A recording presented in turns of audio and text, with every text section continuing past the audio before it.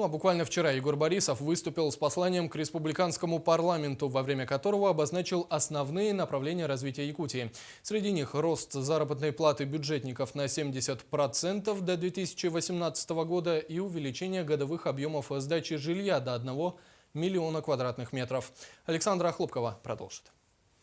Егор Борисов, начиная послание, отметил, что он впервые выступает с ним в качестве главы республики, избранного народом. Но с этим обстоятельством, как он сказал, появилась и дополнительная ответственность. Как и подобает в программном документе, глава республики обозначил главные приоритеты и направления развития республики на ближайшие годы.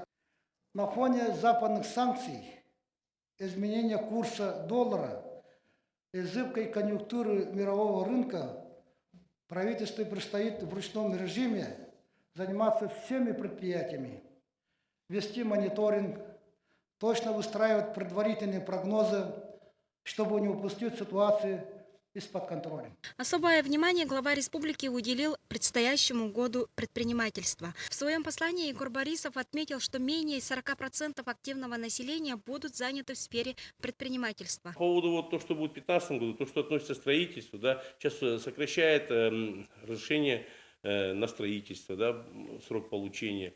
Стало гораздо проще, в общем, вступать в СРО строительное. Это конкретно ощущается, и это позволяет, учитывая, что мы тем более в Якутии работаем, у нас строительный сезон очень короткий, и поэтому вот это все сжатые сроки, оно все сопутствует тому, что у нас определенная производительность. По сельскому хозяйству Егор Борисов обозначил задачи пятилетки устойчивого развития села, призвав парламент и правительство найти механизмы, которые бы позволили селянам использовать земли как капитал. По поводу сельскохозяйства, сейчас тоже под этим Министерством сельскохозяйства очень много поддержки имеется, как поддержка молодых фермеров, субсидия на поголовье крупнорогатых скот, тоже есть поддержка, какую-то часть Министерства сельскохозяйства тоже поддерживает, на покрытие своих расходов. Думаю, что это для индивидуальных предпринимателей это очень большой толчок тех, кто работает в сельском хозяйстве.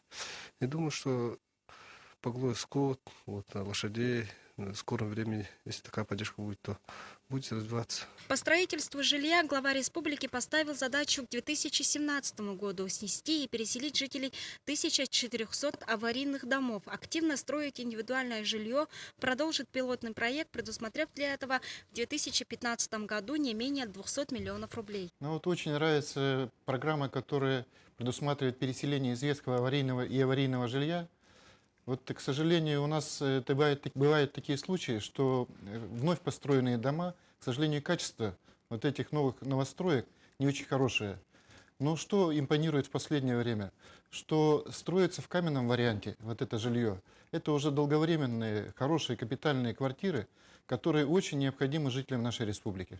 Оглашение послания, которое проходило в зале республики Дома правительства, заняло ровно 50 минут. Отметим, что это 10-е послание Егора Борисова, но первое в качестве главы республики. Александра Хлопкова, Туяра Филиппова, Иван Семенов, НВК Саха, Ленск, Алекминск, Уснера, Якутск.